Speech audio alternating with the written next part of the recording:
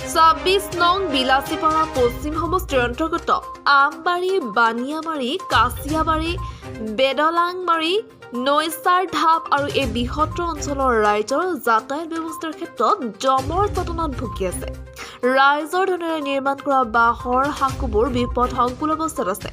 যিকোনো মুহূৰ্তত সংঘটিত হ'ব পৰা দুৰ্ঘটনাৰ আশংকা প্ৰকাশ কৰিছে ৰাইজে।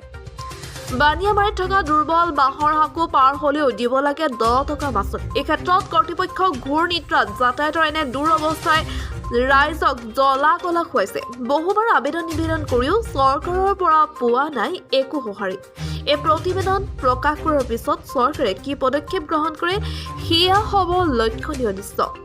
News desk report, BBC Bogoribari live.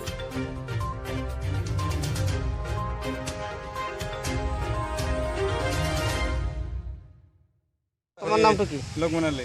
তোমাৰ ঘৰ কত? ঘৰ দালানেল গাঁও।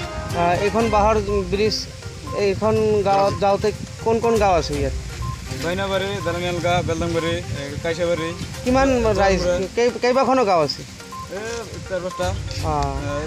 ৰাস্তা খুব বেয়া একদম। আৰু এইটো ব্ৰিজ কিমান দিনৰ পৰা বেয়া হৈ আছে? ব্ৰিজ মানে বছৰ মানে দিয়ে আছো, তাৰপৰা ভেঙে যায়। ৰাইজে নিৰামত কৰে, ৰাইজে মেৰামত। এটা কি সৰকাৰ দিয়েছে না ৰাজ্য কৰছে? ৰাজ্য কৰেছে। MLA বছিৰ কাশ্মীৰ আছে যে সিহঁতে দেখা নাই, কোনো গুৰুত্ব দিয়া নাই। জনাইছে না নাই তাক MLA? জনাইছো, একো গুৰুত্ব নিদিয়ে। আৰু বাইক আৰু মানুহ খালী মানুহ এইটো কি পইচাটো কোনে লয়? তাৰ পৰা অৰ্ডাৰ লৈছে কাৰ পৰা? গভৰ্ণমেণ্টৰ পৰাই নাই।